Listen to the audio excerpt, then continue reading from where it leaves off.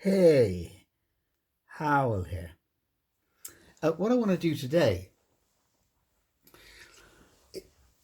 is like a tribute, a belated tribute to Jeff Beck, one of my all-time heroes, one of my favourite guitar players of all time, probably my favourite electric guitarist.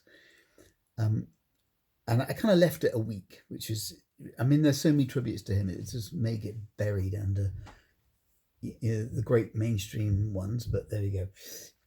And I didn't discover Jeff Beck until I was a teenager, sort of late teens, for some reason. And I was reading these guitar magazines, and then in the interview they would ask people like David Gilmour and Page and Clapton who their favourite guitar players were, and Jeff Beck just kept coming up in the names. And so I've just got to go and I've got to go and see what this is like. I've got to see what he's like. And I rifled through the albums, and Blow by Blow was the one that took my eye. And so I took it home and I bought it. And from there I just kind of bought more and more albums. And he slowly became my favourite guitar player.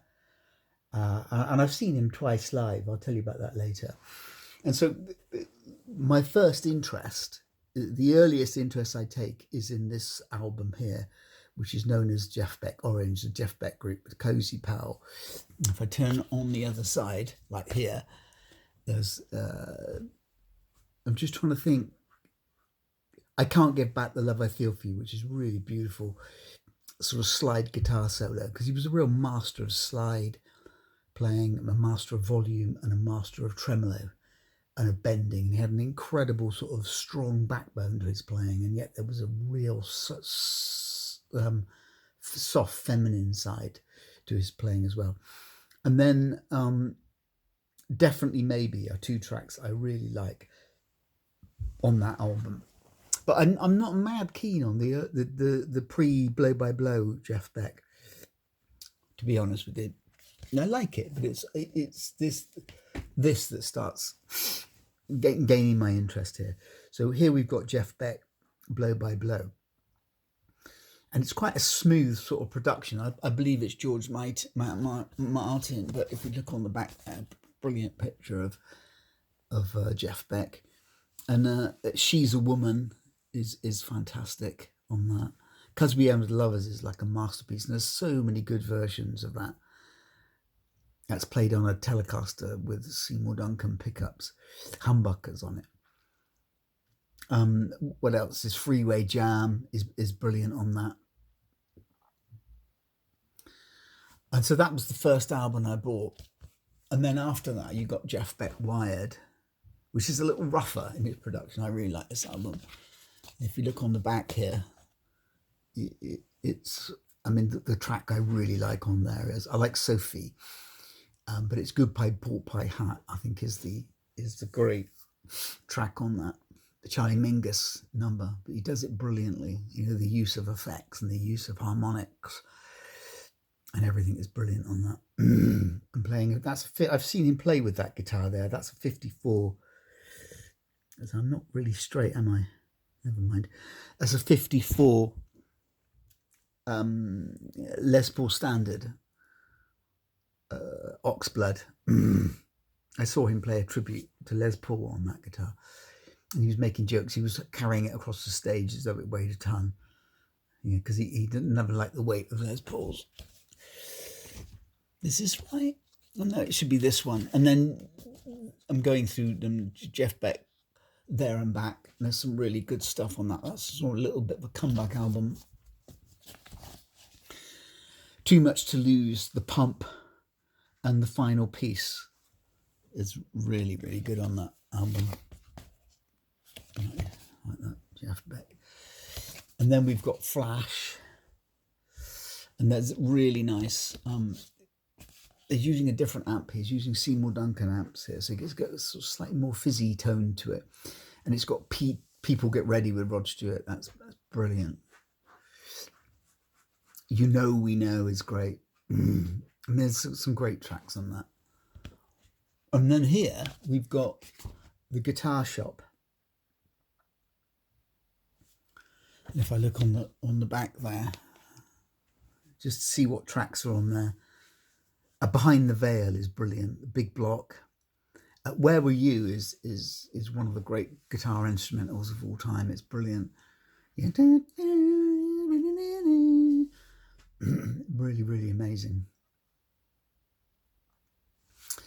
And that concludes my Jeff Beck album collection, which I listened to over and over again. I saw him, the first time I saw him, it was at Colston Hall, and it was Brush with the Blues, and there were these two black brothers, a bass player, African origin, and a drummer, and they were great. But we were sat at the wrong place. We were sat right up in the gallery, and you lose a lot of the sound. So I went to see him again, and that was just after Tal Welkenfield. I think it was Rhonda. Is it Rhonda Smith or Rhonda Jones? I can't remember. He was just astonishing. That was probably the best gig I've ever seen in my life. Absolutely brilliant. And I remember, if I recall, he did an instrumental of Somewhere Over the Rainbow, which was just like unbelievable. The use of volume and the use of tremolo on that, and the subtlety. He really paid tribute to that beautiful, beautiful song. And at the end, he goes, if you know the melody, at the end, he just stops before the last note. So the last note is the root note. He just stops one note before, like that, and he points up. He points down to the audience, and he points up, asking, is the next note up or down? And the whole audience points their finger up, and then he reaches the note. It was just unbelievable. And some of that really subtle slide playing, where he plays right up the top, was just absolutely amazing. But yeah, I think easily the best gig I ever saw. Brilliant band. And it really took me by surprise when he passed last Saturday. It was, it was quite a week of remembering and reflecting. And so that concludes my brief tribute to Jeff Beck, who died last week at the age of 78.